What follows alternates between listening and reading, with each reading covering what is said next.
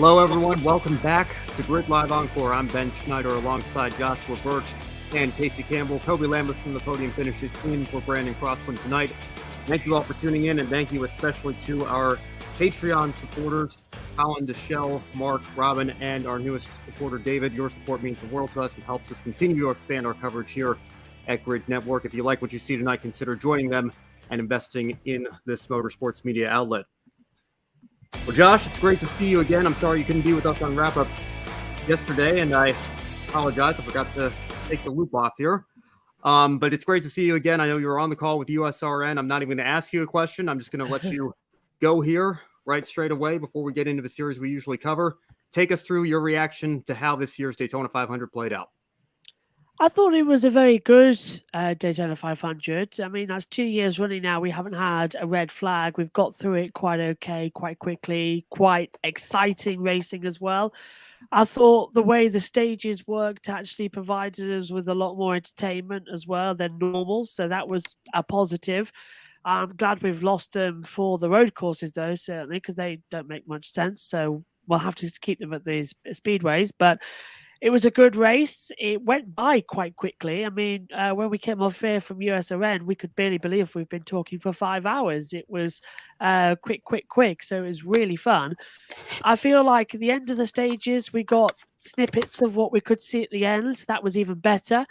But the ending itself, I didn't like. And despite the fact the overtime rule has been in place for over 20 years and all this, and everyone's been getting used to it, and we should end on the green, I didn't like it because we had 2 attempts at it, and it didn't work. So I want to say we should have stopped after 1 attempt. Excuse me, there's dust in the room. We should have stopped at 1 attempt. 2 attempts caused multiple problems. I feel so sorry for Busch. And I, again, feel so sorry for Brad Keselowski because he's been trying to win it for years now, still can't. But Ricky Stenhouse Jr. does it, but was it Joey Logano? The ending was so confusing because we had a crash on the last lap, but it was under the white flag, so that means we run to the end. It was a mess. The commentary box, we were 90% sure Ricky Stenhouse Jr. had it, but then our timing screens switched back to Joey Logano being ahead. Our timing screens we get from Timing 71 changed. Our timing screens from NASCAR changed. The official one to Joey Logano had, because he crossed the line first, he'd won. It was switching between the two, so we had no idea who was winning. We had to wait for official confirmation. But it was a mess, and it was a fumble completely from the organisers for that. And I don't think also that we were struggling in the commentary box. I was sort of acting as pit reporter and a third, fourth commentator alongside Adam, while Matthew and Matt had the lead call. And the amount of time I was having to listen into the spotters radio, I was having to look at extra pictures as well, because Fox just weren't showing the coverage. They were constantly every 10 laps on ad break, and then after it was every 7 laps and every 5 laps, and it was getting ridiculous. We ran green for around about 2 hours. We spent an hour under caution, and I look back during all that time, hardly any ad breaks under the caution. All the ad breaks came under green flag running.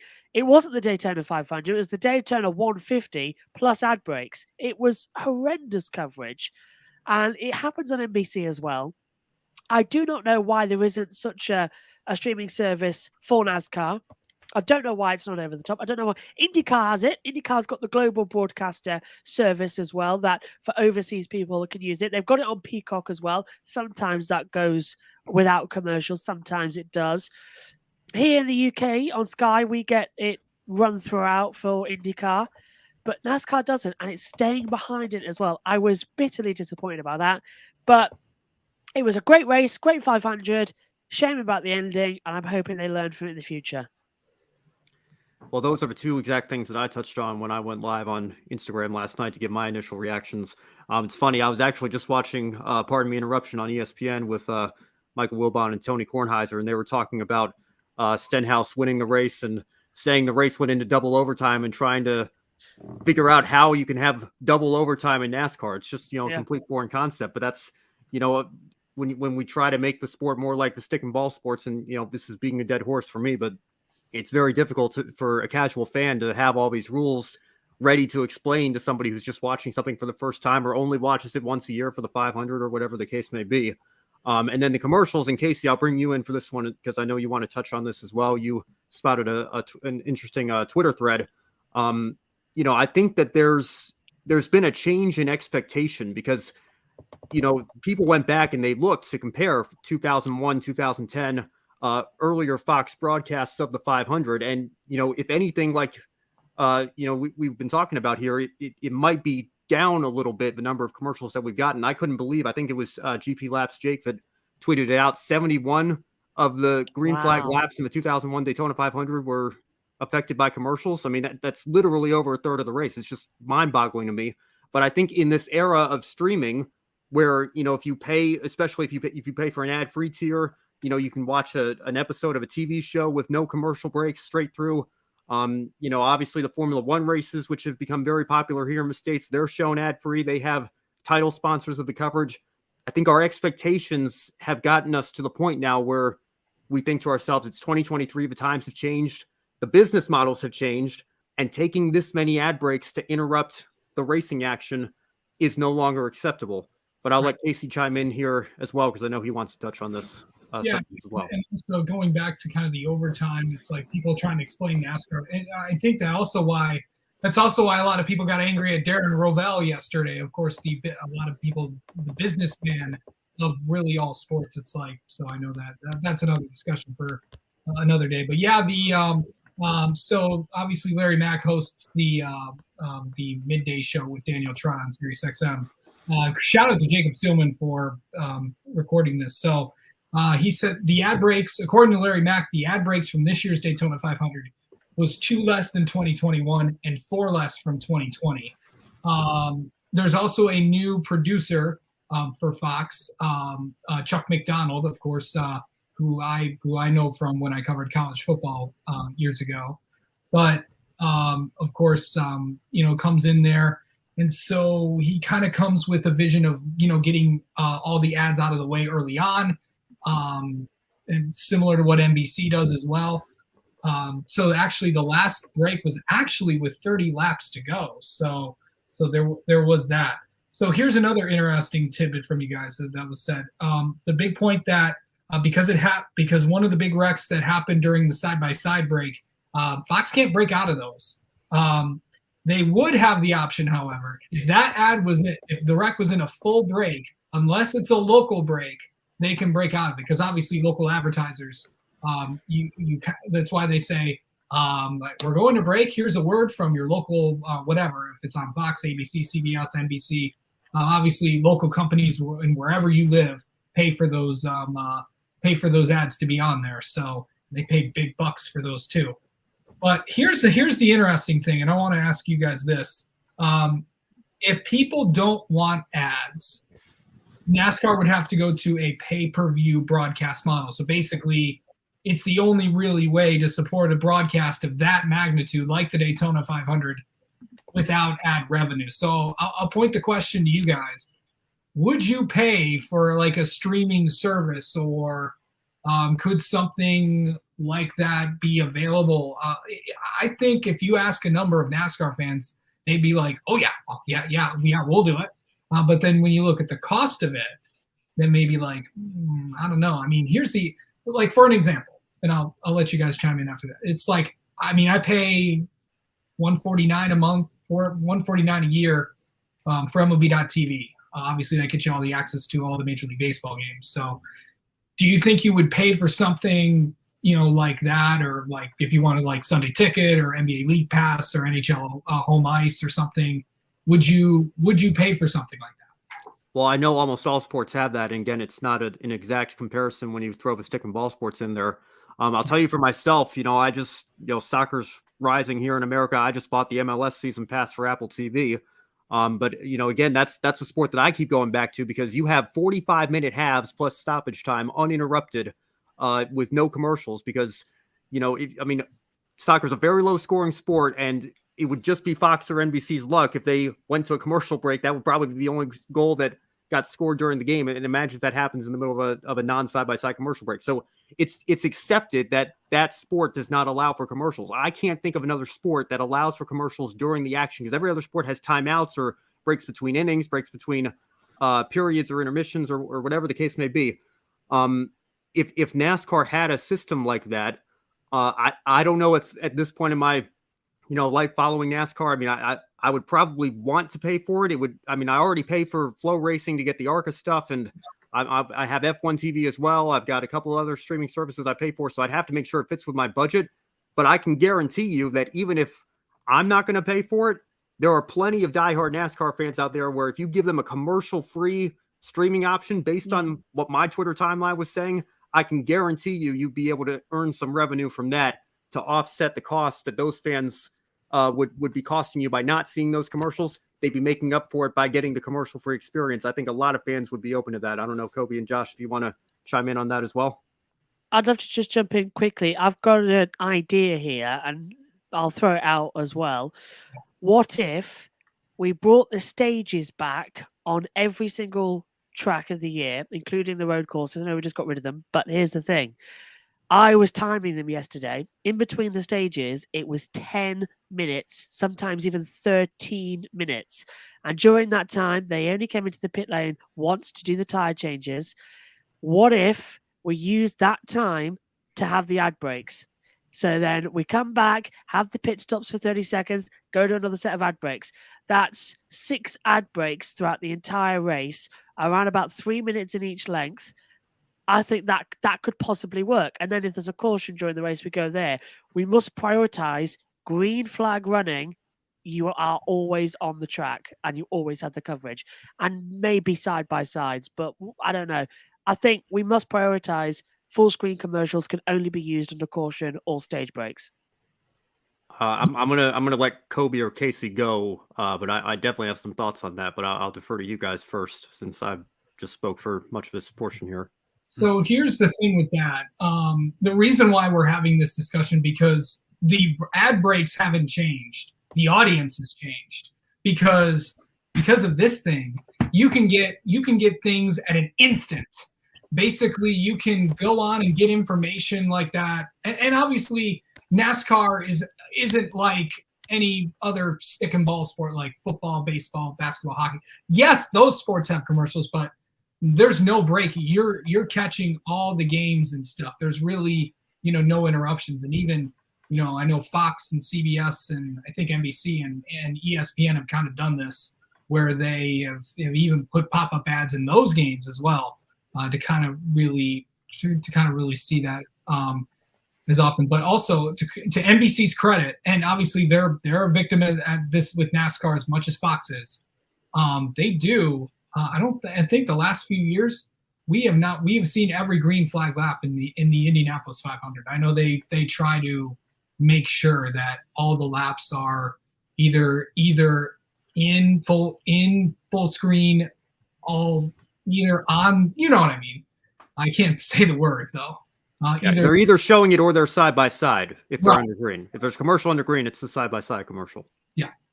So it's I think and then during the cautions, it's they obviously would go to a full screen commercial. So but yeah, I obviously I think I think people just don't want to see the stages, to Josh's point there. But I mean, I get it. It's like you don't know when a caution is going to come out. So in that case, you might just need a pay-per-view version of that. And I think that's actually probably going to be introduced within the next few years.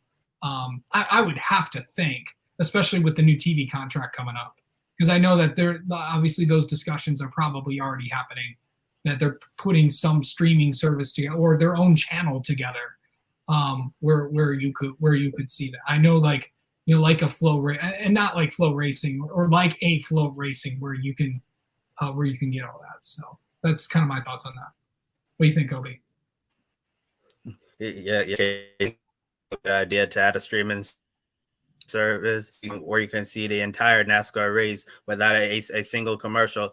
I have Motor Trend on Demand, Motor Trend TV to see all of the international races, and I don't get a single commercial at all, and it's a absolute wonderful experience. And I was talking to one of my friends yesterday who watched the Daytona 500. He's just a casual NASCAR. He only watches like Daytona, the Coke 600, some of the big races here in them, but he really doesn't follow racing outside of that. And when he was talking about the ad placement on Fox, that race was almost unwatchable to him because he's used to watching baseball, football, and basketball. Seeing all the action, and when you're used to seeing all the action like that, he's like, "Why are we missing laps?" Yeah, and he was just very frustrated. He's like, "How am I supposed to want to come back and get more into NASCAR if I'm missing a lot of things that are going on?" But at it now, we either need to find a way to evolve ad placement, find better ways to do it, as Josh you suggestion there. During the stage breaks, that would certainly eat up a lot of time and all of that. But overall, I think the introducing a streaming option where you can get a commercial free coverage, I think that would be absolutely fantastic. And I think a lot of NASCAR fans would be willing to pay the price, no matter how expensive it is, whether it's going to be like $9.99 per month or $49.99 per year. I think there's fans there missing all of the action. Yeah. Just quickly, Ben. Josh, yeah. The one problem as I've experienced over here in the UK is because we take NBC's coverage of IndyCar, and during the ad break, they don't talk. They literally go silent, and that's why we've had Tom Gaymore as well. He's been filling in the blanks, so to speak, during the ad breaks as our commentator over here in the UK, who keeps going and keeps us informed as well. And that's the sort of thing as well that I have noticed with other American broadcasters. As soon as the ad break starts, the commentators don't talk. Unlike what used to happen in the UK and still does.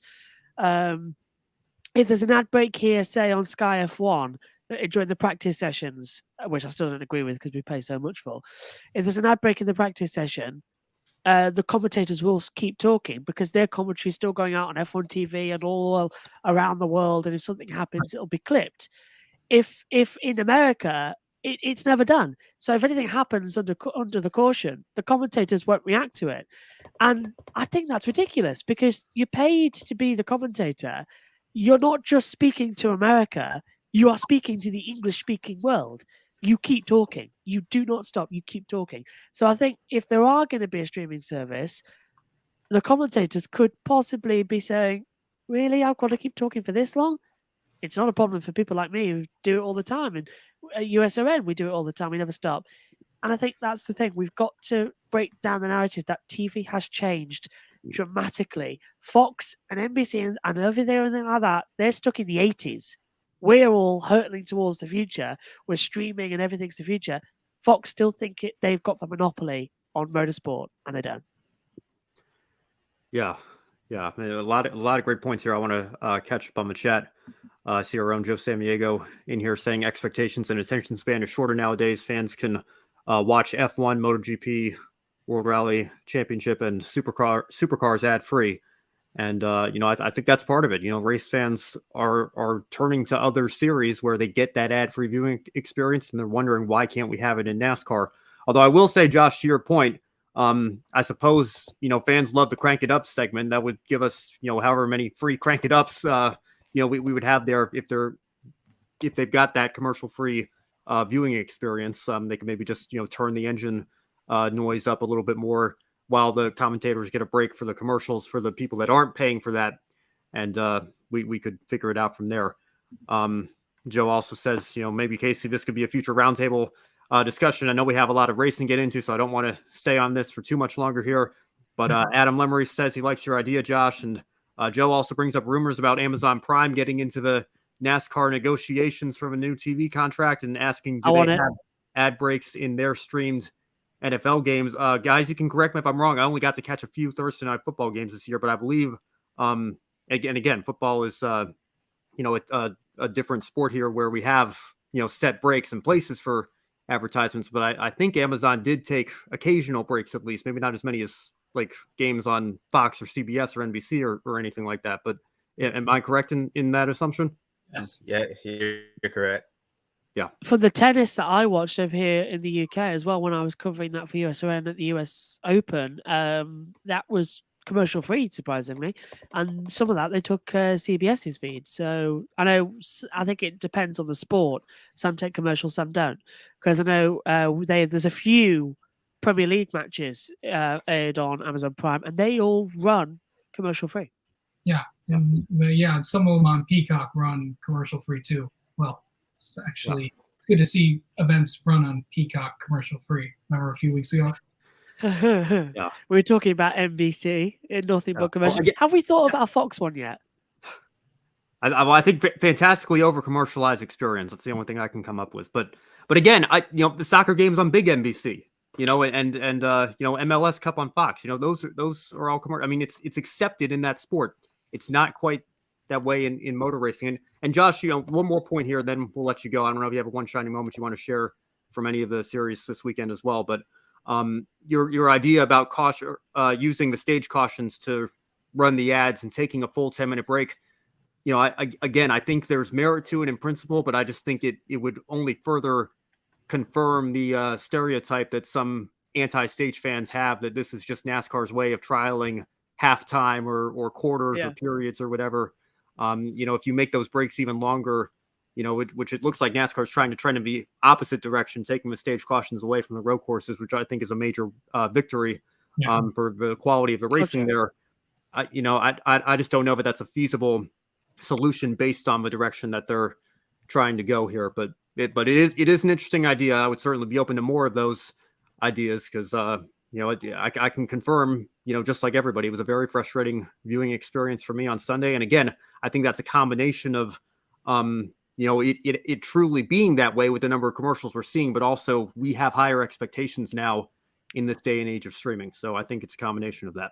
And also, don't forget the ads that were in during the race. Like we'll save that for. Go watch David Land's video about this. Yeah, and that's the other thing, Casey. I'm glad you brought that up. It's the same. I need to try it first. Coke Zero Sugar ad 4 times, as if nobody realizes that Coca-Cola is a major partner of NASCAR anyway. Did you know it's NASCAR's 75th anniversary? I mean, how many times did we get that ad? I mean, we're watching NASCAR racing right then and there. These don't seem like, oh, that's a brand new product that I've never heard of before. There's 8 million people watching this race, or however many watch the Daytona 500 nowadays. They're going to get a major return on investment. That's an interesting product. I'm glad they showed that to me and interrupted my racing. Like, everybody knows what Coke Zero Sugar is, right? I mean, I just don't see how these ads are. I mean, they got to be getting their money's worth somehow. I mean, it's a business model that's worked for so long, but it is very, very frustrating. And I think we'll leave it at that and we'll move on here. But it's interesting to consider for the future. Sorry, what was that, Casey? I am surprised we didn't see the Burger King Whopper Whopper Whopper ad. Yeah, well, that would have been fitting with how McDonald's and Noah Gragson and Wendy's and Noah Gragson and McDonald's and Bubba Wallace were going at it all week. But Josh, thank you so much. I know it's early in the morning after midnight for you over there. It is. If you have a one shining moment from ARCA Trucks or Xfinity, I'll go ahead and let you share that now. Otherwise, we'll let you go. I think the flip has got to be quite dramatic as well from what we saw. Was that the trucks? It was, wasn't it? That was Xfinity. Thought so, yeah. Yeah, I couldn't remember which one it was because it was so dramatic, and I only watched them all recently. That was dramatic stuff. Nice to see. I think my one shining moment does come from the 500, and I think it comes from seeing as well the rise of Jimmy Johnson, proving he's still got it after a couple of bad years in IndyCar. It was really nice to see him running inside the top 10 for so long in the 500, and he had a shot but then got taken out, of course, at the restart in overtime number 1.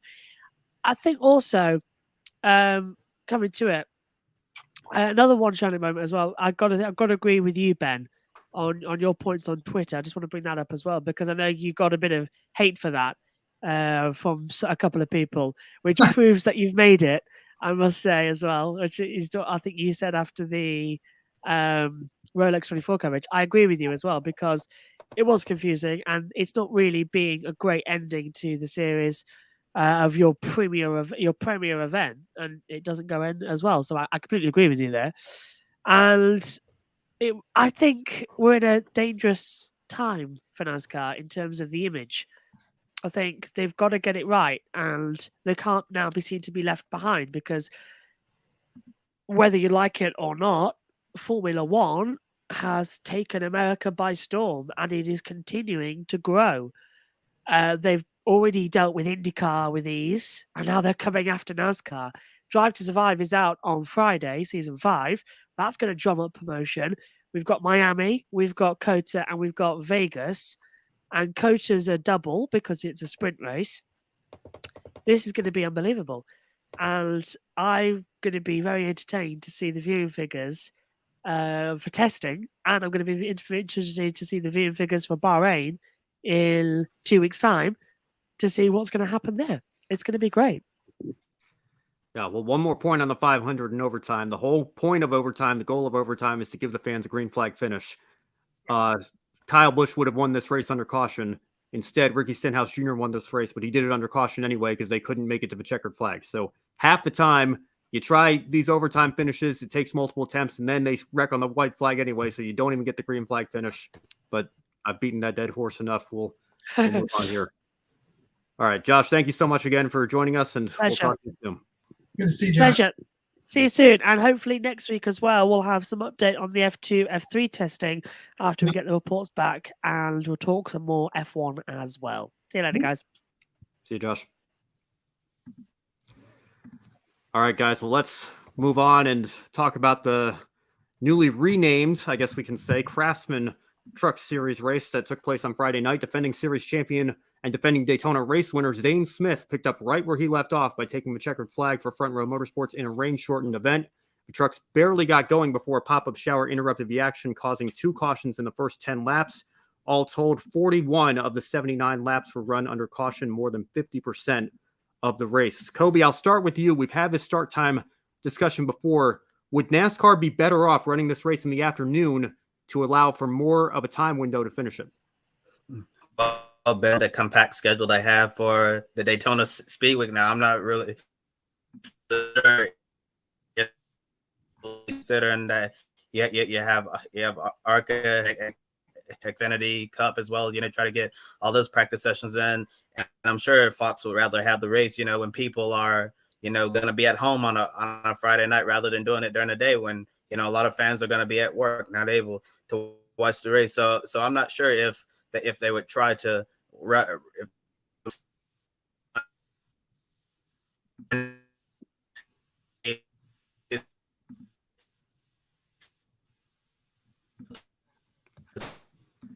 right, looks like we might have lost Kobe here for a second. Casey, do you want to take that? Yeah, I know. I think Kobe's trying to get back in, but yeah, it's by the way, welcome back, Craftsman. Good to see you back. I know I know I've talked with a few of those guys. They're going to be doing some big activations throughout the season. Maybe save you some money on some Craftsman tools. But overall, yeah, I mean, it's a jam-packed schedule at Daytona. This race started during the day, but traditionally at night. It just depends on where the cookie crumbles. There's really, nothing going on during the day. I mean, you could run it in the wee hours of the morning if you have to. Which I know that sometimes that they've done with the trucks. I know they did it with the Xfinity Series before as well. So, but I think they looked at what the broadcast, not the broadcast, but what the weather was looking like, and they just said, yeah, it's the state of Florida. It can rain. It can rain at any time. I get it. The nighttime is definitely the right time. But it's just, you just got to take it into consideration. And sometimes Mother Nature might not be your friend. Looks like Kobe's screen might still be frozen. Kobe, can you hear us? All right, I'm going to take that as a no. We're going to try to get Kobe back here.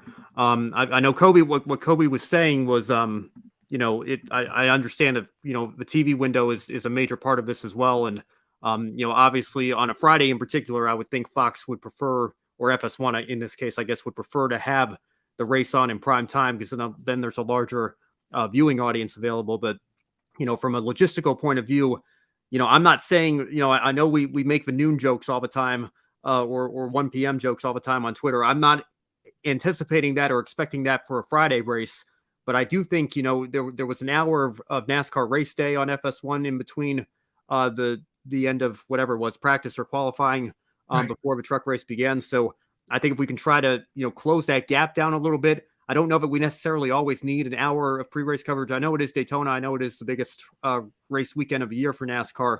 But I think if there's any way we can try to break that down a little bit and bump the start time up, even if it's just half an hour, I wouldn't mind seeing it like we see in the Xfinity Series, where you start it in the twilight hours or in the late evening and it ends under the lights. I think that would be appropriate as well. But I got to say, it was just very frustrating for all of us, I think, to sit through that hour plus long rain delay. And as soon as they fired the trucks back up and got ready to go for the pace laps and get ready for the restart, the light rain came back again. I mean, it's an incredibly frustrating situation. I know you can't control the weather, but you can try to mitigate things. I think there might be some ways we can improve on that in the future. Kobe, it looks like you're back. Do you want to continue to chime in on that? Yeah, can you hear me now? Can hear you loud and clear. Yeah. Okay. While my internet is working, I'll try to finish what I was trying to say. And looking back at the race overall, I just want to point out it's really disappointing. That more than 50% of the race was run under caution. And this comes after this is I believe they said that the attendance for the truck race was the highest since 2011. It had a really great crowd for the truck race, and it was such, those fans didn't get to see as much action as I would have liked. But I think it would be great, if they do it like the Xfinity race, start at 5, start in the evening, and then under a lot more time to try to get an event, that Mother Nature shows up in Florida, because if the race is not then looking at Saturday, you have ARCA, you have Xfinity. It's going to become extremely, and also qualifying as well for Xfinity. So, and final practice for Cup as well. So it's really hard to try to find time to, squeeze in a truck race. If that's the case, might have to run them on Monday, because they're not going to do that on the date of the Daytona 500. Or maybe they could resume after the Xfinity race and have a triple. Yeah, well, I think that there's obviously there's a slightly less chance of rain in Florida in February than there is in August. So you would hope that there'd be time on Saturday to get it in if it was a complete washout. But having the Daytona 500 does complicate things, because I think that would essentially force them to come back on Monday, because the Sunday race is obviously all about the 500 and everything. Adam thinks that 6 p.m. Would be the perfect start time for the truck race at Daytona, and again, that would have given us an extra hour. And we could have gotten more than just, what was it? Not quite 2 laps in before we got the first pop-up shower to come through. So, yeah. Again, it's a frustrating situation. You can't always control it, but I do think this is why I've always been a proponent of earlier start times whenever we can get them, because you can't predict the weather. I know we're trying, everything we can. We're trying rain tires on some of the shorter, flatter ovals this year. We'll see how that goes. I'm excited to see how that plays out, because I'm knowing NASCAR's luck. I'm sure we're going to get an opportunity to use them this year, but obviously that's not an option for us at Daytona. So, we'll just have to make the best of it and maybe consider what we can do in the future to try to improve our chances of getting the full race in. Now, as we mentioned, it was Zane Smith who found himself in the right place at the right time, and we'll pull the results back up for you here so that you can see them. For the second year in a row, Zane Smith ended up winning this race. He took the lead from Corey LaJoie on lap 65 and never looked back. The caution was initially displayed on lap 69 before the trucks were brought to pit road. A restart of the race was attempted after the track was dried, though as soon as they pulled back out for the pace laps, like I was mentioning, the light rain returned and the race was called. So, Casey, is Zane Smith your clear, way too early favorite to repeat as the Truck Series champion based on what you've seen so far? Yes. I mean, you have to have it. I mean, Front Row Motor, that's the same exact team the last 3 years. So, yeah, you would, of course, consider him as the favorite. But we got a long season ahead of us. There's a lot of these teams in the Truck Series that have improved their equipment over the offseason. Of course, one team, Nice Motorsports has. You look at Tricon Garage, KBM. We've got some good trucks in the field. a lot of teams have improved their equipment. There's going to be good trucks that are going home, that are going to be going home every week. Of course, we saw it with the 45 truck with Wallace Allen. So, I think he's the championship favorite, but I wouldn't count on any of those GMS trucks. I'm not sure about I need to see what Tricon Garage can do throughout the season. Yeah, I think they're a good team, and I know Toyota is going to really help them out. I think KBM's a contender as well.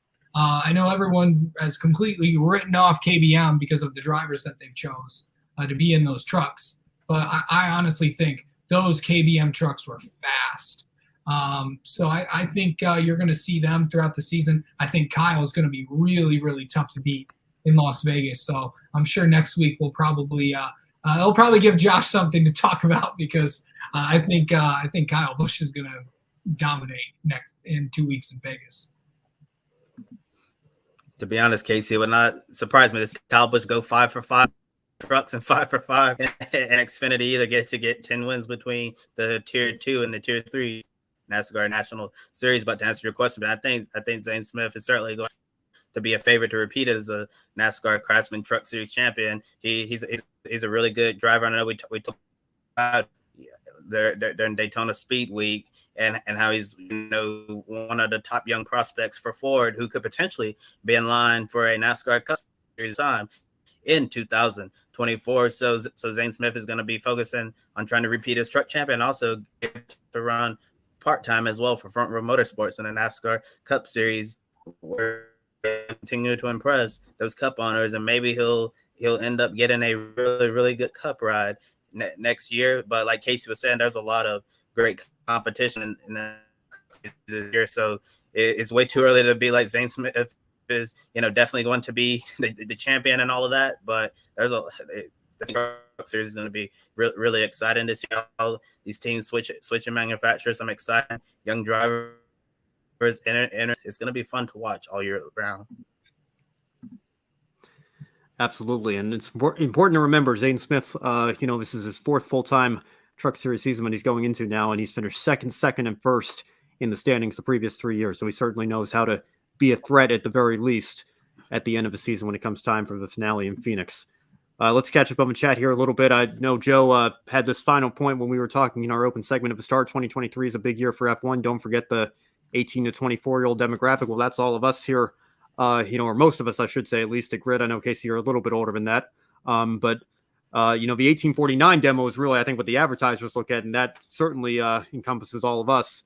And I know that Formula One's much closer to NASCAR in that demo in terms of overtaking them than they are in the total viewership. So that could be a sign for the future. We'll just have to wait and see.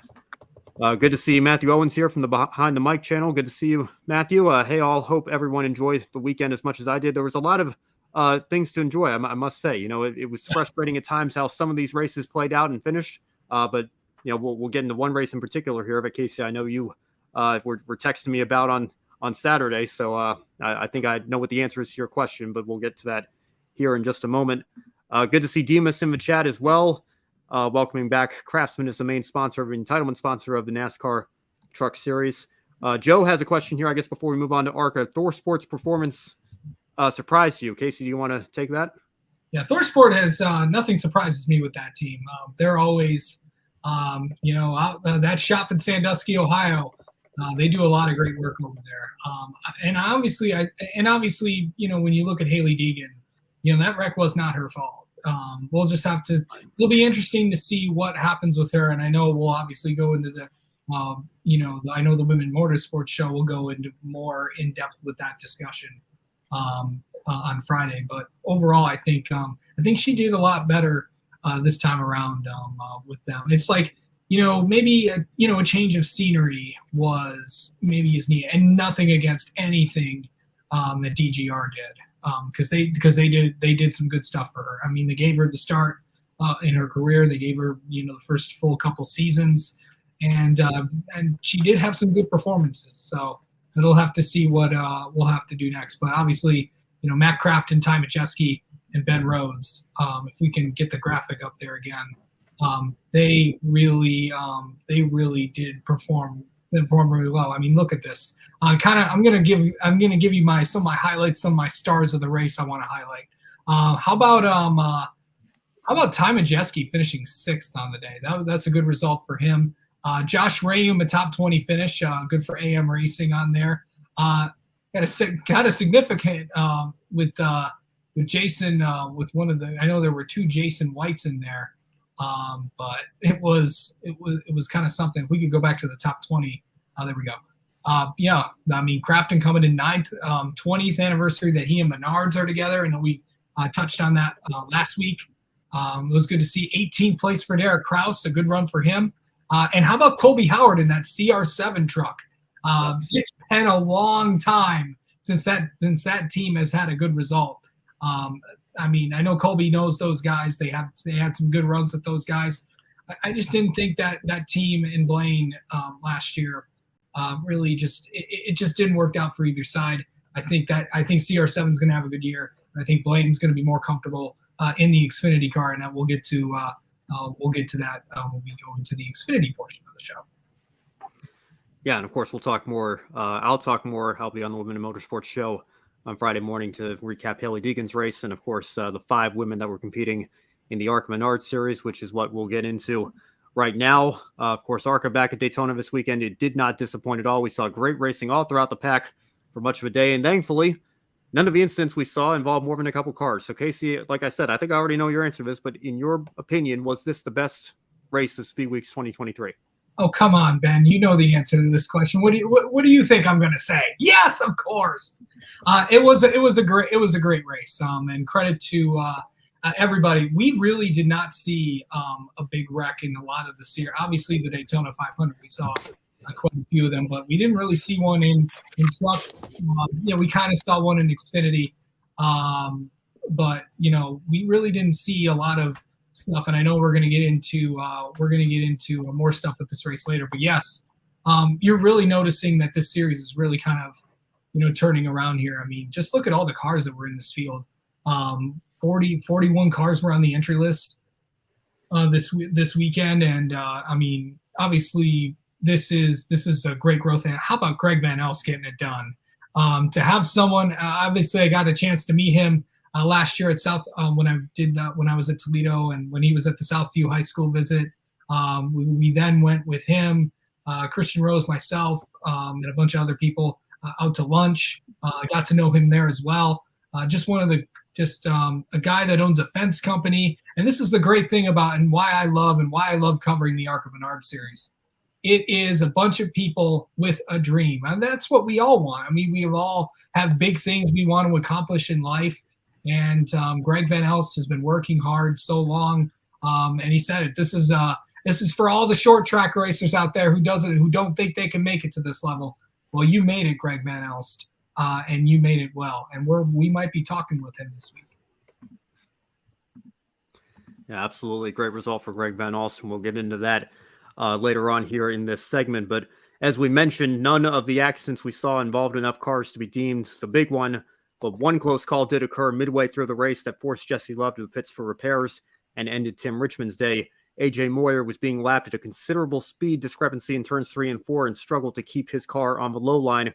Remarkably, only Richmond saw serious damage in the stack-up. Love recovered to a 7th-place finish, while Moyer also continued on himself, finishing in 29th. Now, Brad Smith's lack of pace was also highlighted during the race broadcast when he was lapped, though to his credit, he was able to keep his car on the apron as the pack flew past him coming out of a tri-oval. Now, Casey just sat down with ARCA PR director Charlie Krall to discuss the race this weekend. Here's what Krall had to say about the incident with AJ Moyer.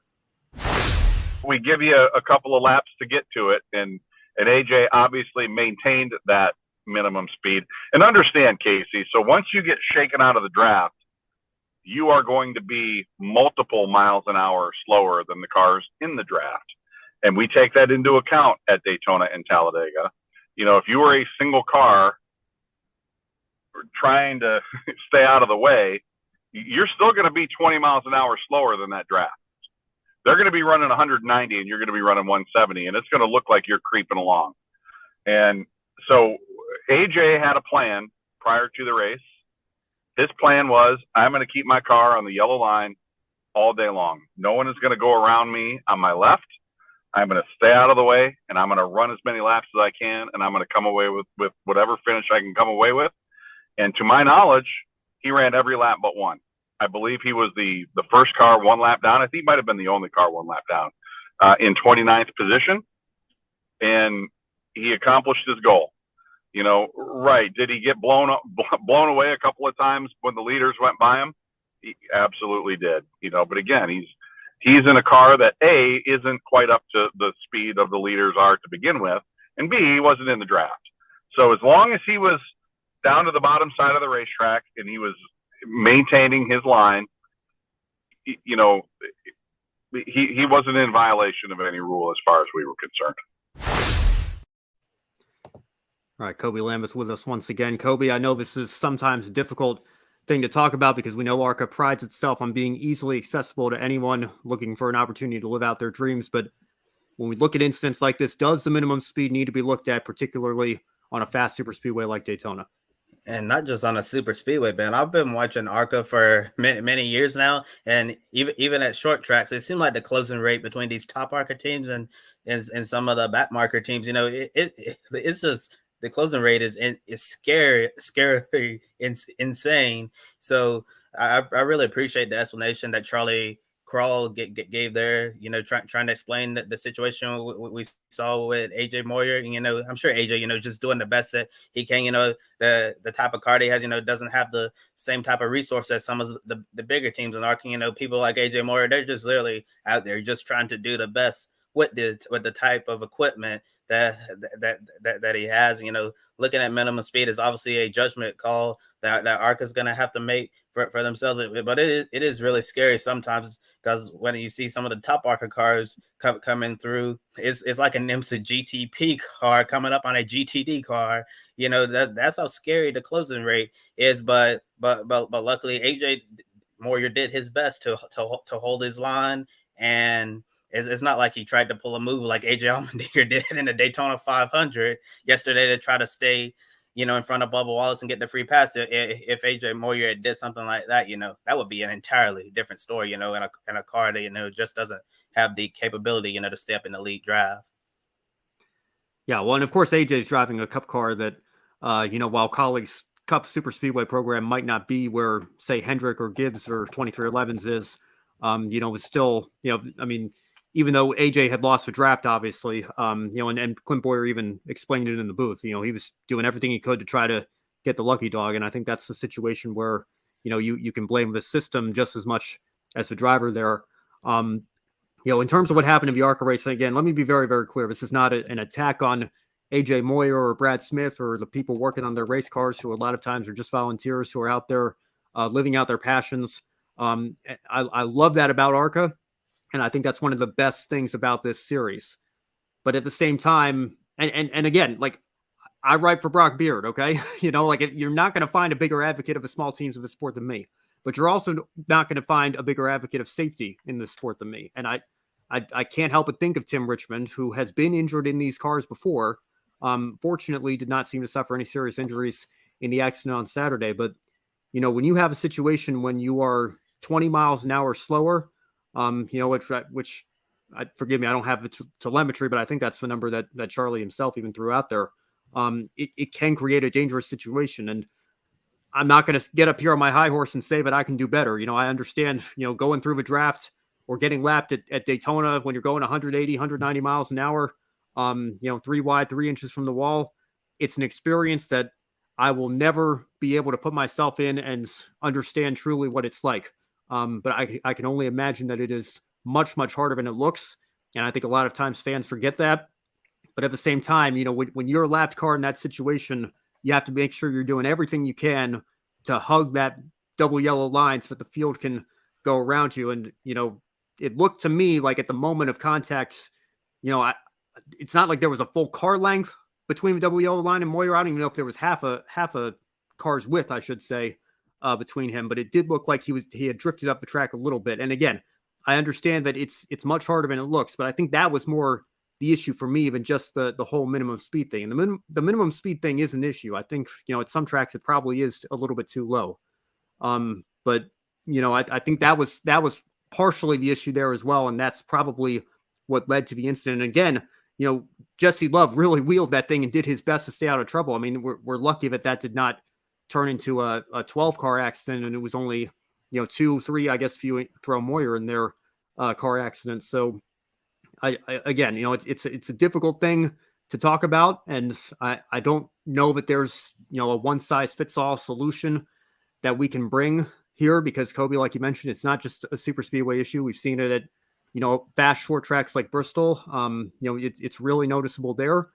But again, that's part of what makes ARCA so great, is that we can bring these drivers and these teams into a famous racetrack like Daytona or Bristol or Charlotte, and allow them to live out their dreams as a companion race to the NASCAR Cup Series on Sundays. And I think that's a great thing. But we also have to keep safety in mind here as well. And I think it's a discussion that needs to be had, and we can go into further detail on it at another time. But it is something that's worth highlighting here as we continue this show here.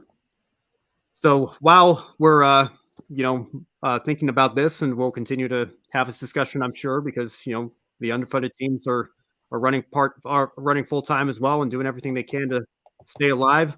Let's talk about another underfunded team that actually won the race outright, and that is Greg Van Alst, an ARCA veteran, and somebody who I think experienced a very, very popular win on Saturday.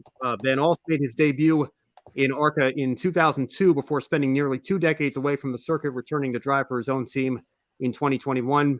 He beat Joe Gibbs Racing driver Connor Mosack back to the line to take a very emotional win. Van Alst, whose previous career best was second in 2021 at Winchester, passed Canadian Jason White on the final lap, going through turns 3 and 4, and led the pack home from there. And like I said, there's really no comparison we can make between the budgets of the cars that finished first and second in this race. So we'll bring Casey back in here for this discussion as well. Kobe, I'll start with you. What does this win mean to an independent like Van Alst? Well, Greg Van Alst said it himself. Guys like him aren't supposed to do that. A lot of us came into this super speedway race, expecting some of the big teams, like Connor Mosack driving for Joe Gibbs, the Venturini Motorsports, all of those teams. You expected them to be up there, about to win this race. Nobody expected to see like a Jason White, a Greg Van Alst up there fighting for the win. A Sean Court, a Dale Quarterly, who was running really, really well in that car he got. That used to be a former Daniel Dye car. Yeah, so Greg Van Alst, this was a huge win for the underdogs in the short track community, because a lot of short trackers who are really good drivers never get to make it to this level of motorsport. And Greg Van Alst, he's been working really, really hard to try to reach his moment, and he finally, this is the pinnacle for him to win at the World Center Racing, to win ARCA's crown jewel event on the high banks of Daytona. It's a really special win, a true underdog win, because this is something that nobody saw coming on. That was a brilliant move he pulled off to take the lead in NASCAR 3 and 4 there. So kudos to Greg Van Alst. It was really exciting to see his raw emotion. You could tell how much that means to him, because this is not easy at all. No, it's not. It's like, no one expected this people, but it just goes back to what I've heard in the off season. There's a lot of teams that have gotten more competitive over the off season. Yes, it was. Yes, it was. Yes, it was, Joe. But it was just something good to see, and that's why Greg winning kind of went back to why I covered this series. It's because it's just, at the end of the day, Greg Van Alst is 41 years old. He's it was in the Charlie interview that I mentioned, which is on my YouTube channel. He mentioned that his wife came to one of his races for the first time in 17 years. They've got 4 kids, and they're involved in all different activities. I know 2 of his boys play football. One's involved in dance. One of his girls is involved in dance. So, trying to chase kids around. I know they're at the middle school and high school age. So, having to miss a lot of those events. And I know a couple of his kids were down there in Daytona. So it's, I've met Greg before. He's a great guy, and just a guy with a dream. Yeah, go ahead. I think Kobe wanted to say something else here, so go ahead. Yeah, Casey, you were talking about reasons why you want to cover, reasons why you like to cover ARCA. I know Matt Weaver on Twitter was saying one of the reasons why he kind of shift away from ARCA is because you don't see enough stories like Greg Van Alst. Nowadays you typically see all these the young development drivers up there battling for the championship and battling for wins of races. The thing that Matt Weaver brought up, he said he misses the days when you have a mix of these young guns and ARCA regulars who are veterans, like your Frank Kimball's, Patrick Shelters, all of those people back in the day. Yeah, so if we were if we're able to get back to that, I think that would bring in even a lot more viewers to ARCA as well. So you're not just seeing like 16, 17, 18, 19, 20-year-old kids that are out there just dominating the show. It would be really nice to see some of those cagey veterans who have been around for a while to like Greg Van Alst up there competing for wins and championships on a regular basis and a car capable of winning. I think you're going to start to see that in the next few months. And of course, it's been out there. Andy Jankowiak's going to be. You're going to see him a lot more this season. Of course, Tony Constantino, I should say, is just bought an ARCA team. He's going to be going full time. Of course, John Garrett's been. He's going full time. Got the chance to talk with him. Very, very active on social media. He's actually trying to on the push to 600 followers on Twitter. So we are starting to get to see that. From what I've heard, it sounds like there are 10 cars, 10 drivers that are going to be going full time in the ARCA Menards Series East, going after the championship. And I've heard 20 drivers might be going for the full ARCA Menards Series West championship too. So lots of things going on, and it kind of also goes back to why the Sioux Chief Showdown was ended. So kind of reallocating those funds and putting them into the other series. So it's a lot of good things are going on in ARCA, but I know a lot of people in that ARCA office were very, very happy to see Greg Van Alst get it done. Sorry, Casey, just to follow up real quick. Did you say 20 drivers for the West Championship? Is that what we're looking at? That's what we're looking at. That would be quite incredible based on what we've got in the last couple of years. So I know the West season hasn't quite started yet. There's probably still some time for more announcements to come out. I'm sure we'll see them. But yeah, that would be huge for West if we can get that many drivers competing. Yeah, I know that this is also this actually came from my interview with Charlie just not too long ago. That's obviously what they're kind of getting at the ARCA office over there. So it's lots of good things are happening with this series right now. No doubt. Yeah, and lots of good things happened on Saturday. We'll just go through some of the great storylines we had throughout the field here. Obviously, Van Alst is a great story. Sean Encore came from 39th, dead last on the starting grid to take home a third-place finish, followed by LeVar Scott in fourth. Mandy Chick and Amber Balkin led the way for the 5 female drivers in the race, finishing 5th and 6th. Dale Quarterly, the oldest driver in the field, ran up front towards the end and recovered from a late race spin to finish in the top 10. And right behind him, just missing out on a top 10 in his ARCA debut, Frankie Muniz. So, guys, aside from Van Alst, Casey, I'll start with you. Who else stood out to you most in this race? Yeah, I just a lot of these guys have really had some impressive runs. You mentioned Mandy Chick. Of course, she's only 21 years old. She's been doing it for a long time. We got Jack Wood, another impressive run. Of course, he was running for Rev Racing.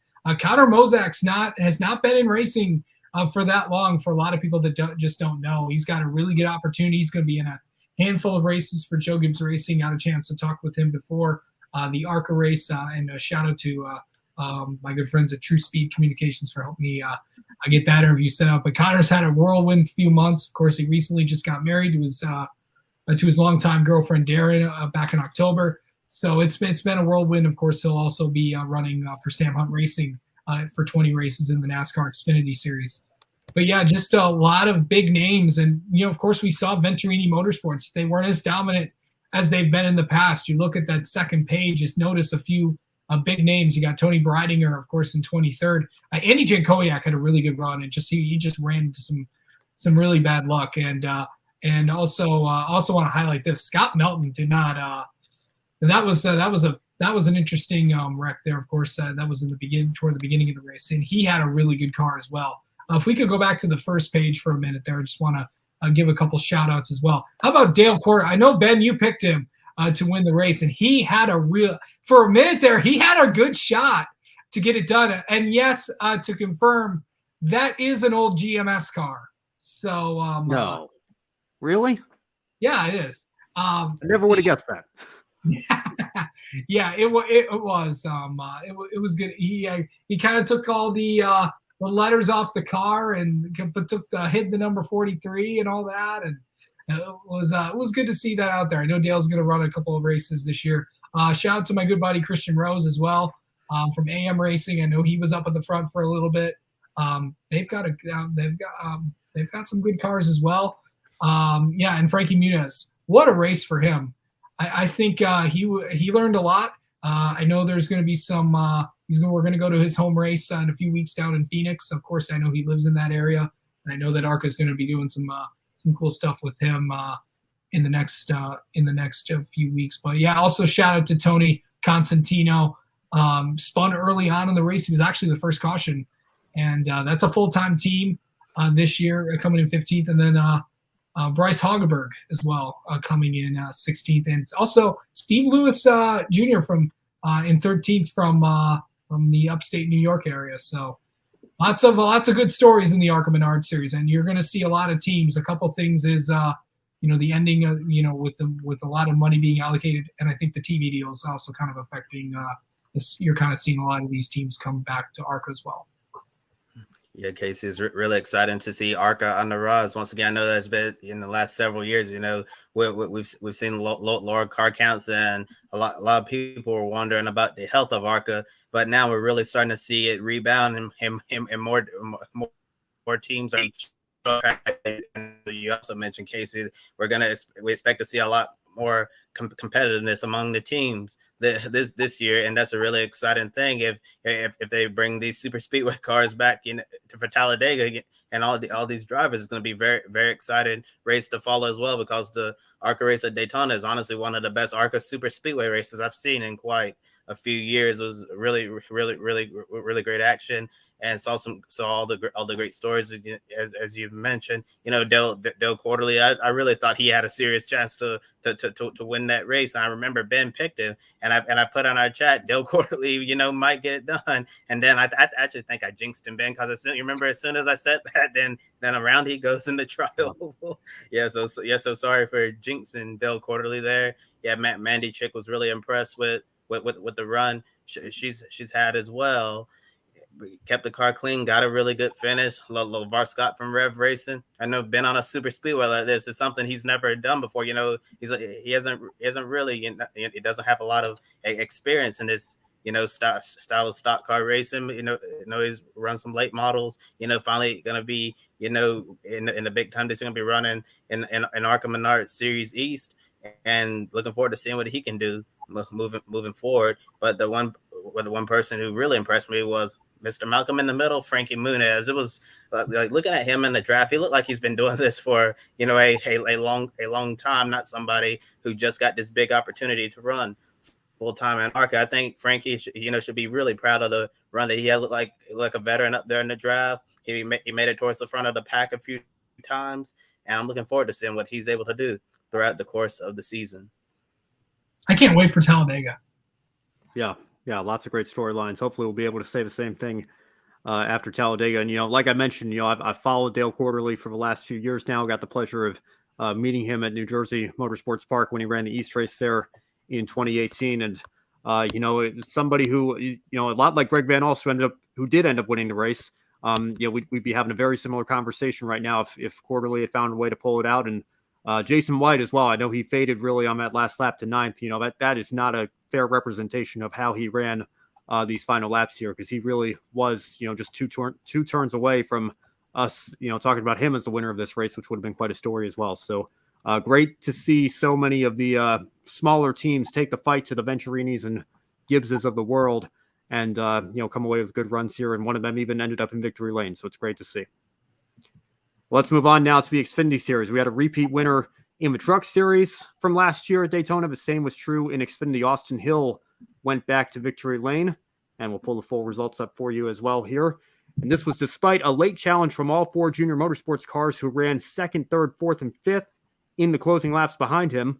You don't see too many of them up there, though, in the final results. We'll get into why in just a moment. But, Kobe, I'll start with you. After the disappointment of missing the Daytona 500 with Beard Motorsports, how significant is this win for Austin Hill and a morale boost for him as he prepares to fight for an Xfinity title?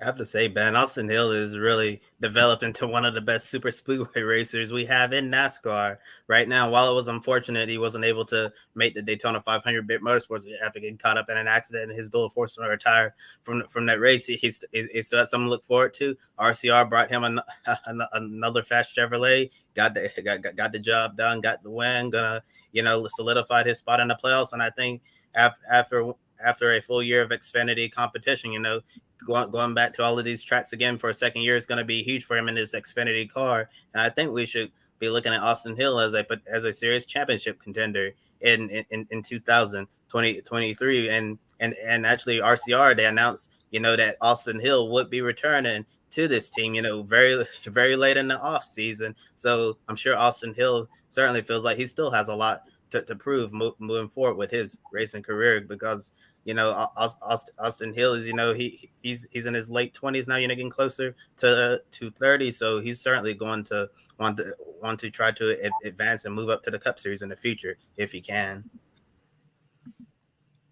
Yeah, I think Austin Hill is a definite championship favorite, but the thing is, it's like, yes, Austin Hill really, Austin Hill has impressed me a lot, especially since he's gotten into the Xfinity Series so far. And I think you're seeing the ECR cars were fast. You got Austin Hill, Sheldon Creed, the Call-In cars are fast. Big Machine Racing and Parker Kligerman was up there. Obviously, we'll probably have to talk about Parker in a minute. But overall, I think Austin Hill is a championship contender, because you look at AJ Allmendinger, you look at Noah Gragson, you look at Ty Gibbs. They're all in the Cup Series now. So it'll be interesting to see who kind of comes up as the favorites. But a couple other someone else that really, since we're talking about all these people that impressed so far, Cole Custer really impressed me as well. And I know we'll talk about Junior Motorsports in a second, but I got to give a shout out to Sam Mayer as well, because he was really impressive in the draft. Yeah, well, clearly the entire team was, with running 2, 3, 4, 5 there at the end. And having those spots locked down, Brandon Jones came down on Josh Berry. That spun him out, forced an overtime restart. Then under caution, Berry ran out of fuel, which cost JRM another contender. Justin Allgaier did briefly take the lead on the final lap, but forced Sam Mayer high against the wall as Mayer had a run exiting turn 2. In trying to defend from Austin Hill, Mayer got out of shape. That's when he ended up upside down on the backstretch. Hill had reclaimed the lead by the moment of caution. So, Casey, you kind of touched on it a little bit, but how disappointing of a result is this for Junior Motorsports, given the position they were in to battle Hill for the win in the closing laps? Well, I just want to start off with this. I'm so glad. I'm glad that Sam Mayer is okay after that. That was the first time actually he was upside down in one of these in a big stock car like this. I think the last time he was upside down was in a Legend car. I think he said in an interview, or he told me one time or something. But yeah, it's good to see him. Yeah, it's good to see him okay and out of the car. But I just think it was it's definitely got to be disappointing for Junior Motorsports. But overall, they're going to bounce back from this. They've got 4 cars that can win the title, and that's why they shuffled the crew chiefs around a little bit, bringing in Marty Lindley to work with Sam. Of course, those two won a couple championships together. What is now known as the ARCA Menards Series East.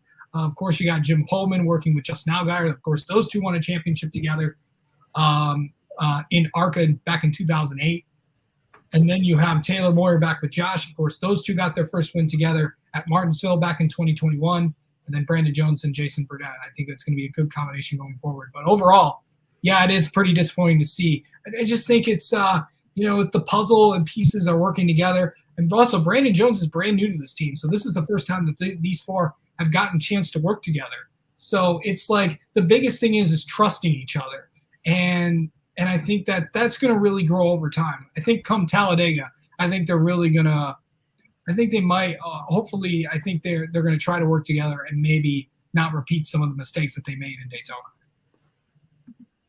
Yeah, and for Junior Motorsports, it certainly has to be disappointing to end 2022 on a disappointing note and start the new year off on a disappointing note as well. As flashing back to November, remember they had 3 cars in the championship 4, and so they had a 75% chance of getting that done and taking home the championship, and then the other 25%, Ty Gibbs from Joe Gibbs Racing up taking home the Xfinity title when Junior Motorsports clearly had the numbers there over JGR, and then to be in the position to gang up on Austin Hill here at the end and to have it completely fall apart like that, another disappointing result for Junior Motorsports. But I think they're going to be able to bounce back from this, and we'll probably see them make a deep playoff run as well and have a chance to win the championship when we get down to Phoenix in November 2023. And for Justin Allgaier, I know a lot of the lead up to the race, a lot of people were talking about how badly he wanted to win at Daytona. This is, one race that he hasn't won yet that he really, really wants to win.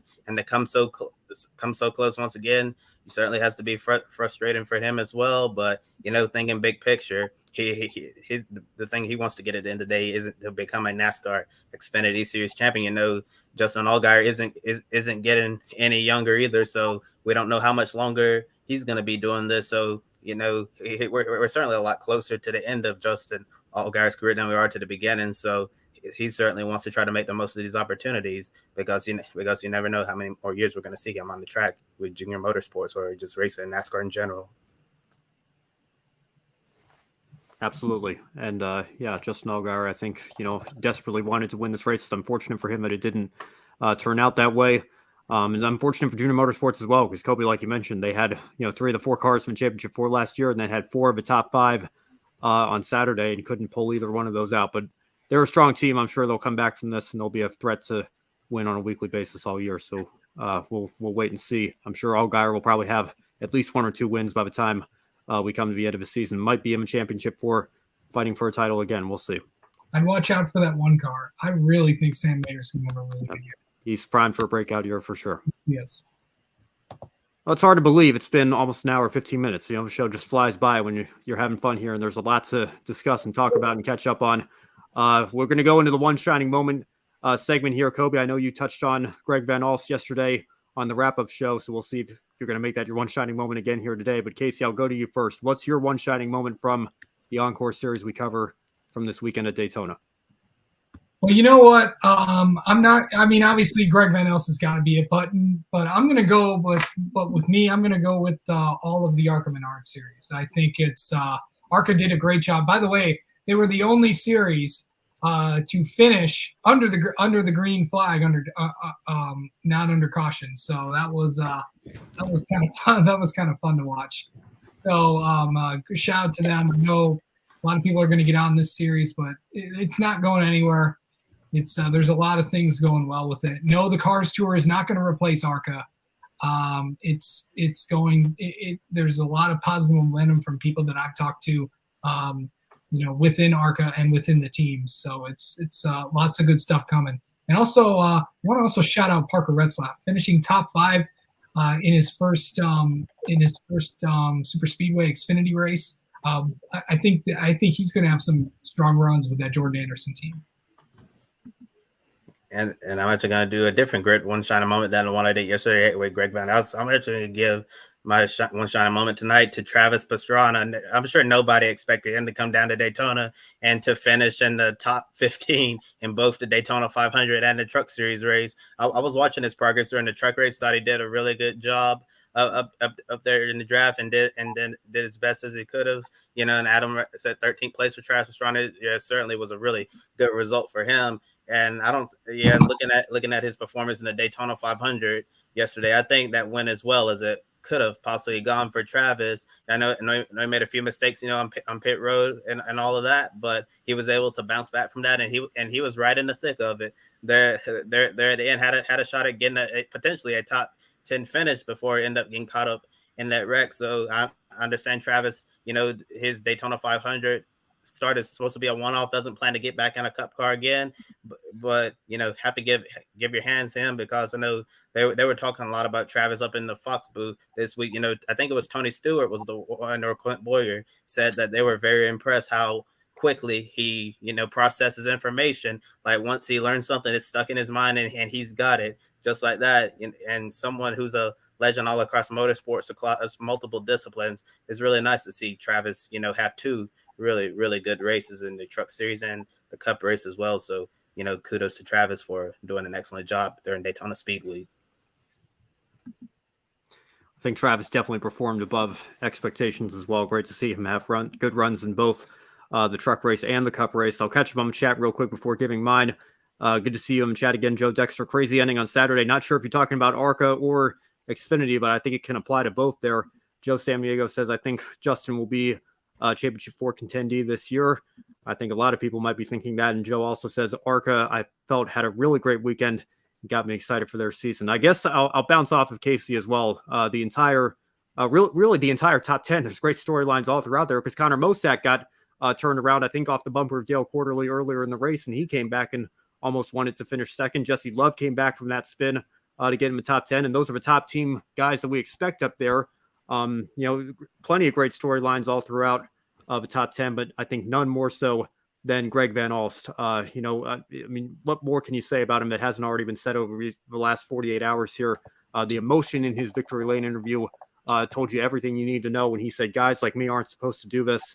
It's great to see a guy like him actually get the chance to do this and pull it into Victory Lane at Daytona. And, something that I sometimes wish we could see a little bit more often, but I think the fact that it doesn't happen that often makes it all more special when it does. So a great run from him. And that's got to be a huge momentum boost as well. As we get into the rest of the ARCA season here in the races to come. We'll see if he can maybe go back-to-back on super speedways as well when we get to Talladega in just a couple of months.